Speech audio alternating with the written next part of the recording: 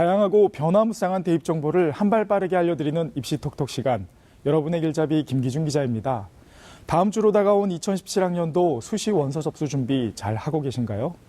올해 수시 원서 접수는 12일부터 시작해서 추석 연휴를 지나 21일까지 각 대학별로 진행되는데요. 수시 원서 접수를 앞두고 마무리에 여념이 없을 수험생들을 위해 오늘 입시 톡톡 시간엔 수시 모집 마지막 점검에 대한 정보를 준비했습니다. 지난 1일에 봤던 9월 모의평가는 대학 입시의 이정표로 불립니다.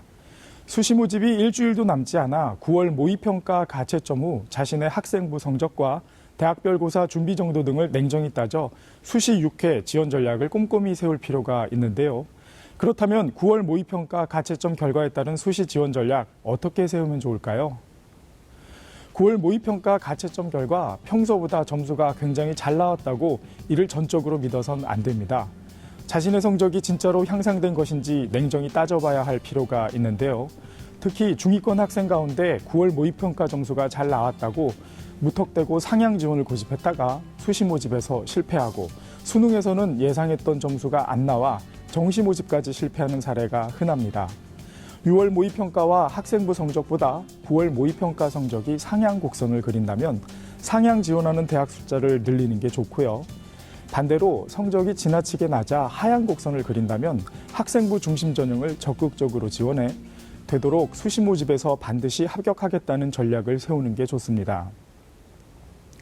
가채점으로 자신의 위치를 파악하면 수시 모집 대학 6곳을 골라야 하는데요. 보통 수시 6장의 카드는 상향 2개, 적정 2개, 하향 2개로 쓰는 게 일반적입니다. 이럴 때 기준이 되는 것은 수시에서 요구하는 수능 최저 기준인데요.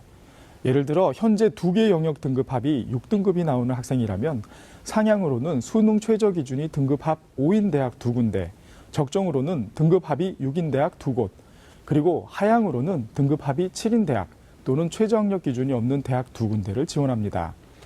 상향, 적정, 하향 대학을 고를 때에는 수능 최저 기준과 함께 복수 지원이 가능한지를 고려하는 게 좋습니다.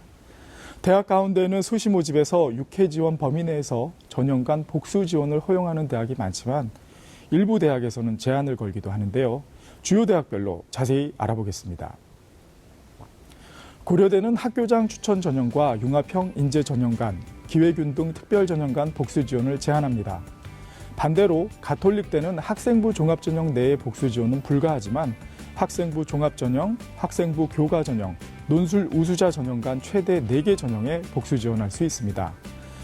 성균관대는 수시 모집 모든 전형 간 중복 지원을 할 수 있지만 동일한 전형 내에서 서로 다른 모집 단위의 중복 지원은 할 수가 없고요.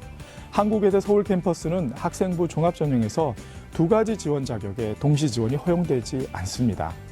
한양대는 전형 간 중복 지원을 할 수 있고 서울 캠퍼스와 에리카 캠퍼스 동시 지원이 허용되지만 동일한 한 개의 전형에선 한 개의 모집 단위에만 지원 가능합니다. 만약 논술 전형을 준비한다면 수능 전후 여부를 따져볼 필요가 있습니다. 올해 수시 모집 논술고사는 수능 이후인 11월 셋째 주와 넷째 주 토요일, 일요일에 몰려 있어 일정이 중복되는 경우가 많은데요. 대학마다 모집 단위별로 논술 시행일이 다른 때도 있습니다. 11월 19일과 20일에 경희대, 단국대 죽전, 서강대, 성균관대, 숙명여대, 한양대 서울 등 가장 많은 대학에서 논술고사를 실시하는데요. 대학 계열별로 시행일이 다를 수 있으므로 반드시 주의해야겠습니다. 수시 모집은 6장의 기회가 있지만 치밀한 전략을 바탕으로 꼼꼼하게 준비해야 성공할 수 있습니다. 그리고 수시 모집이 시작됐다고 수능의 고삐를 늦춰서는 안 되는데요. 9월 모의평가 이후 수능 공부는 선택과 집중이 필요합니다. 모든 과목을 다루기엔 남은 기간이 너무 짧기 때문에 목표 대학의 수능 반영률에 맞춰 영역별로 학습 비중을 달리하는 게 좋습니다. 또한 목표 대학이 수능 최저 기준을 설정했다면 기준을 통과해야 하는 과목에 집중해 공부하는 것이 좋겠습니다. 2교시 입시 톡톡, 오늘은 다음 주로 다가온 수시 모집 마지막 점검에 대해 살펴봤습니다. 지금까지 김 기자의 입시 톡톡이었습니다. 잠시 전하는 말씀 듣고 오겠습니다.